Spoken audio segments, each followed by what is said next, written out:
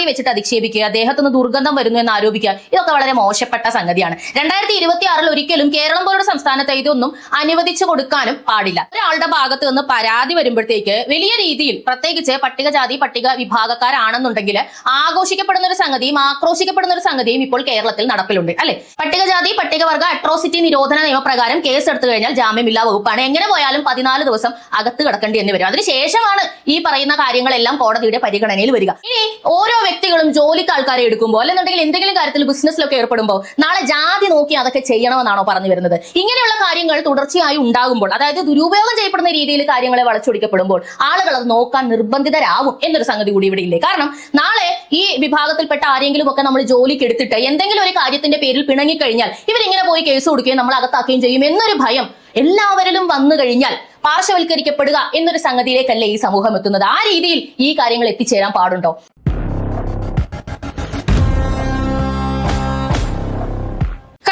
വാർത്തകളിലൊക്കെ വന്നൊരു വിഷയം നിങ്ങളുടെ ശ്രദ്ധയിൽപ്പെട്ടിട്ടുണ്ടാവും. ഒരു സ്കൂൾ ജീവനക്കാരിയെ ശരീര ദുർഗന്ധം എന്ന് പറഞ്ഞ് ജാതി അധിക്ഷേപം നടത്തിയതായും ജോലിയിൽ നിന്നും പിരിച്ചുവിട്ടതുമായിട്ട് വന്ന ഒരു വാർത്തയാണ്. ഞാൻ ആ വാർത്ത കാണിക്കാം. തിരുവനന്തപുരം സരസ്വതി വിദ്യാലയത്തിൽ ജാതി അധിക്ഷേപം, പരാതിയുമായി യുവതി. സ്കൂളിലെ ആയ ജയശ്രീയാണ് സ്കൂൾ ബസ് കോർഡിനേറ്റർ അഭിലാഷിനെതിരെ പോലീസിൽ പരാതി നൽകിയത്. പരാതിയിൽ പറഞ്ഞിരിക്കുന്ന സംഗതികൾ ഇതൊക്കെയാണ്. ഇവർക്ക് ശരീര ദുർഗന്ധം എന്ന് പറഞ്ഞിട്ട് ഇയാൾ അധിക്ഷേപിച്ചു, അങ്ങനെ എല്ലാവരും പരാതി പറഞ്ഞു, അതുകൊണ്ട് ഇനി മുതൽ വരണ്ട എന്ന് പറഞ്ഞു. സ്കൂളിലെ ആയ എന്ന് പറയുമ്പോഴത്തേക്ക് ജയശ്രീ എന്ന് പറയുന്ന ചേച്ചി ജോലി ചെയ്തിരുന്നത് ഏത് തസ്തികയിലായിരുന്നു? സ്കൂൾ ബസ്സിൽ പോകുന്ന ജോലിയായിരുന്നു ജയശ്രീ ചേച്ചിക്ക്. എത്ര നാളായി ചേച്ചി അവിടെ വർക്ക് ചെയ്യാൻ തുടങ്ങിയിട്ട്? ഇതിനെ പറ്റിയിട്ടുള്ള ഡീറ്റെയിൽസ് എല്ലാം നമ്മൾ അറിയണ്ടേ? തീർച്ചയായിട്ടും നമ്മൾ അറിയണം. ഇങ്ങനെ ഒരു വാർത്ത കേൾക്കുമ്പോൾ സത്യത്തിൽ അത് നമ്മളെ ഞെട്ടിക്കുന്നതാണ്. കാരണം ഒരാളുടെ ജാതി വെച്ചിട്ട് അധിക്ഷേപിക്കുക, അദ്ദേഹത്തിന് ദുർഗന്ധം വരുന്നു എന്ന് ആരോപിക്കുക, ഇതൊക്കെ വളരെ മോശപ്പെട്ട സംഗതിയാണ്. 2026 ഒരിക്കലും കേരളം പോലുള്ള സംസ്ഥാനത്ത് ഇതൊന്നും അനുവദിച്ചു കൊടുക്കാനും പാടില്ല. ഇതിനെതിരെ സമരം നടത്തിക്കൊണ്ട് വിവിധ സംഘടനകളൊക്കെ രംഗത്ത് വന്നിരുന്നു. അതിൽ പ്രമുഖമായിട്ട് SFI രംഗത്ത് വന്നിരുന്നു. എന്നിട്ട് ഈ സ്കൂളിന് മുന്നിൽ വന്ന് മുദ്രാവാക്യം വിളിക്കുകയും വലിയ രീതിയിൽ സമര ആഹ്വാനങ്ങളും കാര്യങ്ങളും ഒക്കെ നടത്തുകയും ചെയ്തു. അപ്പൊ ഇങ്ങനെ ഒരു സംഭവം നടന്നിട്ടുണ്ടെങ്കിൽ അതൊരിക്കലും നടക്കാൻ പാടില്ലാത്തൊരു സംഗതിയാണെന്നുള്ളതിന് തർക്കമില്ല. എന്നാൽ ഇങ്ങനെ ഒരു സംഗതി നടന്നിട്ടുണ്ടോ? എപ്പോഴും നമുക്കറിയാം, ഒരാളുടെ ഭാഗത്ത് നിന്ന് പരാതി വരുമ്പോഴത്തേക്ക് വലിയ രീതിയിൽ പ്രത്യേകിച്ച് പട്ടികജാതി പട്ടിക വിഭാഗക്കാരാണെന്നുണ്ടെങ്കിൽ ആഘോഷിക്കപ്പെടുന്ന ഒരു സംഗതിയും ആക്രോശിക്കപ്പെടുന്ന ഒരു സംഗതിയും ഇപ്പോൾ കേരളത്തിൽ നടപ്പിലുണ്ട് അല്ലെ.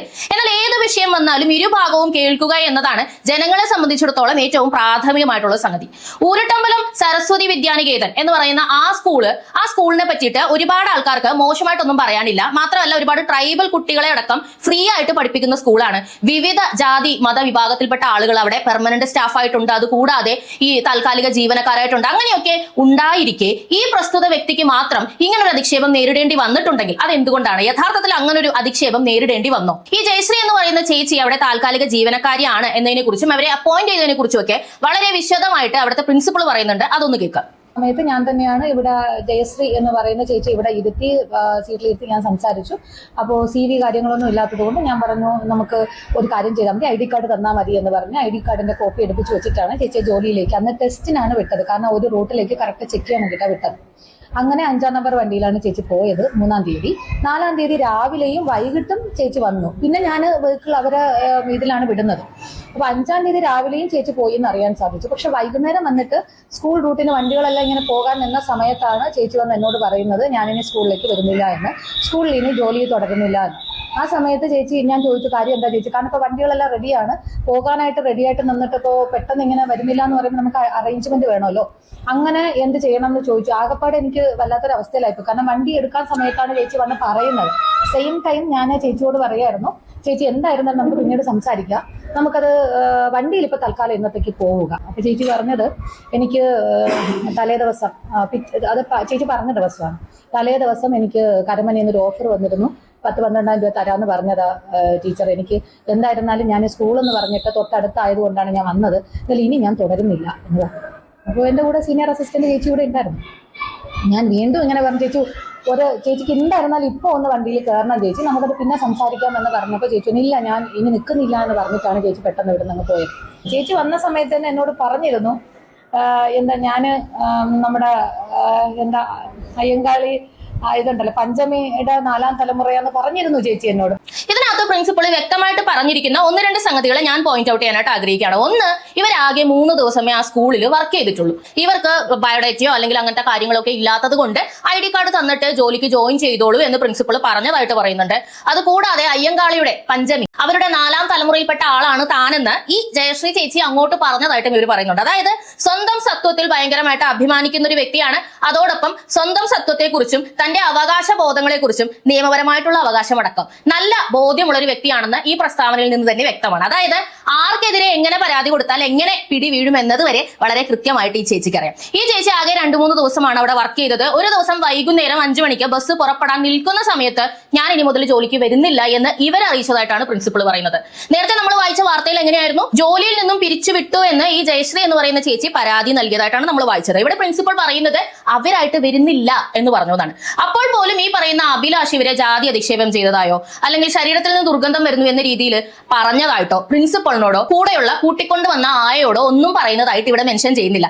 അതായത് അങ്ങനെ ഒരു സംഭവം അപ്പോൾ അവിടെ പ്രത്യക്ഷത്തിലില്ല. ഇപ്പൊ നമ്മളൊക്കെയാണ് അങ്ങനെ ഒരു അധിക്ഷേപത്തിന് ഇരയായിട്ടുള്ളതെങ്കിൽ ഉറപ്പായി നമ്മൾ അത് പറഞ്ഞിട്ടായിരിക്കും റിലീവ് ചെയ്യുക. അല്ലെ, ഞാൻ ഇനി മുതൽ ഇവിടെ വരുന്നില്ല എന്ന് പറഞ്ഞിട്ട് എന്തുകൊണ്ട് എന്നുകൂടി പറയും. എന്തുകൊണ്ടെന്ന് വ്യക്തമായി ഈ പ്രിൻസിപ്പളിനോട് പറഞ്ഞിട്ടുണ്ട്. അത് മറ്റൊരു സ്ഥലത്ത് ജോലി കിട്ടിയത് കൊണ്ടാണ്. അവിടെ 12,000 രൂപയോളം കിട്ടുന്നുമുണ്ട്. അതുകൊണ്ട് ഞാൻ ഇനി മുതൽ ഇവിടെ വരുന്നില്ല എന്ന് പറഞ്ഞു എന്നാണ് പറയുന്നത്. അപ്പൊ പ്രിൻസിപ്പൾ പറഞ്ഞു നമുക്ക് ഈ അവസാന നിമിഷം വരുന്നില്ല എന്ന് പറഞ്ഞാൽ ഒന്നും ചെയ്യാൻ വേണ്ടി പറ്റില്ല. അപ്പൊ അതുകൊണ്ട് ദയവേത് ഇന്നൊന്ന് പോകൂ. കാരണം നമുക്കറിയാം സ്കൂൾ ബസ്സിൽ എന്ന് പറയുമ്പോഴത്തേക്ക് എപ്പോഴും അണ്ടറേജ് ആയിട്ടുള്ള കുട്ടികളായിരിക്കും. ആ കുട്ടികളെ ബസ്സിൽ തോന്നെടുത്ത് ഇറക്കി വിടാനൊന്നും പറ്റില്ല. ഒരു ആയ കൃത്യമായിട്ട് വേണം ബസ്സിൽ നിന്ന് ഇറക്കി അവരുടെ ഉത്തരവാദിത്തപ്പെട്ട ആൾക്കാർ വരുമ്പോഴത്തേക്ക് അവരെ ഏൽപ്പിക്കുന്നത് വരെ. അപ്പൊ ആ ഒരു ഉത്തരവാദിത്തപ്പെട്ട ജോലിയിൽ 2 ദിവസം വർക്ക് ചെയ്തിട്ട് 3ന്റെ അന്ന് വൈകുന്നേരം പറയാണ് ഞാൻ കയറുന്നില്ല. എന്നിട്ട് ആ സമയത്ത് ക്ലീനിങ്ങിൽ നിന്ന് വേറെ ഏതോ സ്റ്റാഫിനെ അറേഞ്ച് ചെയ്ത് വിട്ട് ഇതെല്ലാം കഴിഞ്ഞ് 2 ദിവസം കഴിഞ്ഞതിന് ശേഷമാണ് സ്കൂളിനടക്കം ഇങ്ങനെ ഒരു വിഷയം നടക്കുന്നു എന്നതിനെ പറ്റി വിവരം കിട്ടുന്നത്. ആ സമയത്ത് തന്നെ പ്രിൻസിപ്പൾ ഈ കോർഡിനേറ്ററിനെ വിളിക്കുന്നു. കോർഡിനേറ്ററിന്റെ മൊബൈൽ സ്വിച്ച് ഓഫ് ആണ്. അദ്ദേഹം ഒളിവിലാണെന്ന് പറയുന്നു. എന്താണ് കാരണം? ഓൾറെഡി കേസ് എടുത്തു കഴിഞ്ഞു. പട്ടികജാതി പട്ടികവർഗ അട്രോസിറ്റി നിരോധന നിയമപ്രകാരം കേസ് എടുത്തു കഴിഞ്ഞാൽ ജാമ്യമില്ലാ വകുപ്പാണ്. എങ്ങനെ പോയാലും 14 ദിവസം അകത്ത് കിടക്കേണ്ടി എന്ന് വരും. അതിനുശേഷമാണ് ഈ പറയുന്ന കാര്യങ്ങളെല്ലാം കോടതിയുടെ പരിഗണനയിൽ വരിക. അപ്പൊ അങ്ങനെ ഒരു വകുപ്പ് ചാർത്തിയിരിക്കെ അയാൾ ഒളിവിൽ പോയി. അയാളെ വിളിച്ചിട്ട് കിട്ടുന്നില്ല. അയാളുടെ ഭാഗം കൂടി അറിഞ്ഞാൽ മാത്രമേ അയാൾ ഇങ്ങനെ പറഞ്ഞിട്ടുണ്ടോ എന്നതിനെ പറ്റി അറിയാൻ സാധിക്കൂ. പ്രിൻസിപ്പൾ പറയുന്നത് പ്രിൻസിപ്പൾ പ്രാഥമികമായി അന്വേഷിച്ചപ്പോഴത്തേക്ക് അങ്ങനെ ഒരു സംഗതി കേട്ടതായോ അറിഞ്ഞതായോ കൂടെ വർക്ക് ചെയ്തിരുന്ന മറ്റാർക്കും അറിയില്ല. അതായത് ഡ്രൈവറിന് അറിയില്ല, ഡ്രൈവർ കേട്ടിട്ടില്ല. പിന്നെ ഇവരെ കൊണ്ടുവന്ന ജയശ്രീ എന്ന് പറയുന്ന ചേച്ചിനെ കൊണ്ടുവന്ന ബിന്ദു എന്ന് പറയുന്ന മറ്റൊരു ചേച്ചിയുണ്ട്, അവർക്കും അറിയില്ല. ഒരുപാട് പേര് അവിടെ ഓൾറെഡി വർക്ക് ചെയ്യുന്നുണ്ട്. അവരുടെയൊക്കെയും ജാതി മതവും നോക്കിയിട്ടൊന്നുമല്ല ആ സ്കൂള് ഇതുവരെയും പോയിട്ടുള്ളത്. നമ്മൾ അവിടെ പഠിച്ചിറങ്ങി പോയിട്ടുള്ള ഒരുപാട് കുട്ടികളെ നോക്കിയാൽ തന്നെ അവരൊക്കെയും സോഷ്യൽ മീഡിയയിൽ അവരുടെ അനുഭവങ്ങളൊക്കെ പങ്കുവെച്ചിരുന്നത് ഇങ്ങനെയൊന്നും അല്ലല്ലോ, ഈ സ്കൂളിൽ ഇങ്ങനെയല്ലല്ലോ നടക്കുന്നതെന്ന് പറഞ്ഞിട്ട്. നമുക്കറിയാം എല്ലാ സ്കൂളിലും അങ്ങനെ തന്നെയാണ്. ഈ സർക്കാർ തലത്തിൽ പേപ്പറുകളാണ് നമ്മൾ ജാതി മതം എന്ന് പറയുന്ന കോളം പൂരിപ്പിക്കണം എന്ന് നിബന്ധന ഉള്ളത്. ഇതേ നിയമം ഉണ്ടാക്കി വെച്ചിരിക്കുന്ന സർക്കാരാണ് നമ്മളോട് ജാതി മതവും ചോദിക്കുന്നത് എന്നുള്ളത് നിങ്ങൾ മനസ്സിലാക്കണം. അല്ലാതെ മനുഷ്യരാരുമല്ല. അപ്പൊ അങ്ങനെ ഒരു പാരമ്പര്യമില്ല. ഞാൻ നേരത്തെ പറഞ്ഞതുപോലെ ട്രൈബൽ കുട്ടികളെ വരെ വളരെ ഫ്രീ ആയിട്ട് 1 രൂപ പൈസ വാങ്ങാതെ പഠിപ്പിക്കുന്ന ഒരു സ്കൂളാണ്.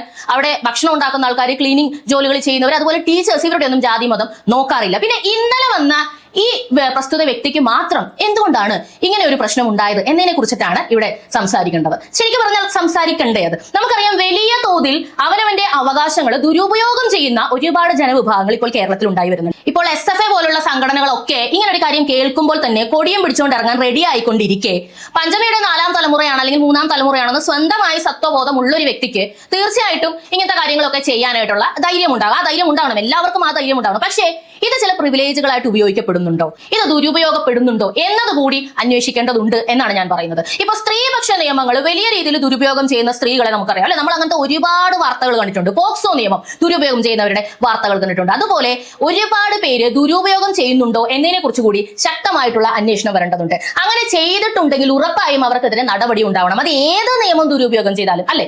ഇനി ഓരോ വ്യക്തികളും ജോലിക്ക് ആൾക്കാരെ എടുക്കുമ്പോൾ അല്ലെന്നുണ്ടെങ്കിൽ എന്തെങ്കിലും കാര്യത്തിൽ ബിസിനസ്സിലൊക്കെ ഏർപ്പെടുമ്പോൾ നാളെ ജാതി നോക്കി അതൊക്കെ ചെയ്യണമെന്നാണോ പറഞ്ഞു വരുന്നത്? ഇങ്ങനെയുള്ള കാര്യങ്ങൾ തുടർച്ചയായി ഉണ്ടാകുമ്പോൾ, അതായത് ദുരുപയോഗം ചെയ്യപ്പെടുന്ന രീതിയിൽ കാര്യങ്ങളെ വളച്ചൊടിക്കപ്പെടുമ്പോൾ ആളുകൾ അത് നോക്കാൻ നിർബന്ധിതരാകും എന്നൊരു സംഗതി കൂടി ഇവിടെ ഇല്ലേ. കാരണം നാളെ ഈ വിഭാഗത്തിൽപ്പെട്ട ആരെങ്കിലും ഒക്കെ നമ്മൾ ജോലിക്ക് എടുത്തിട്ട് എന്തെങ്കിലും ഒരു കാര്യത്തിന്റെ പേരിൽ പിണങ്ങിക്കഴിഞ്ഞാൽ ഇവരിങ്ങനെ പോയി കേസ് കൊടുക്കുകയും നമ്മൾ അകത്താക്കുകയും ചെയ്യും എന്നൊരു ഭയം എല്ലാവരിലും വന്നു കഴിഞ്ഞാൽ പാർശ്വവൽക്കരിക്കപ്പെടുക എന്നൊരു സംഗതിയിലേക്കല്ലേ ഈ സമൂഹം എത്തുന്നത്. ആ രീതിയിൽ ഈ കാര്യങ്ങൾ എത്തിച്ചേരാൻ പാടുണ്ടോ? ഈ പറയുന്ന നവോത്ഥാനം പറയുന്ന അല്ലെങ്കിൽ കമ്മ്യൂണിസം പറയുന്ന എല്ലാ വ്യക്തികളും ഇതേക്കുറിച്ച് കൂടി ചിന്തിക്കേണ്ടതല്ലേ എന്നൊരു ചോദ്യമാണ് ഞാനിവിടെ ഉയർത്താൻ വേണ്ടി ആഗ്രഹിക്കുന്നത്. എന്താണ് നിങ്ങളുടെ അഭിപ്രായം? ഇതേക്കുറിച്ച് കൂടുതലായി അന്വേഷിക്കണ്ടേ? തെറ്റ് ചെയ്തവർ മാത്രമല്ലേ ശിക്ഷിക്കപ്പെടേണ്ടത്? എന്താണ് നിങ്ങളുടെ അഭിപ്രായം? തുടർന്ന് കാണുക പോളി ന്യൂസ്.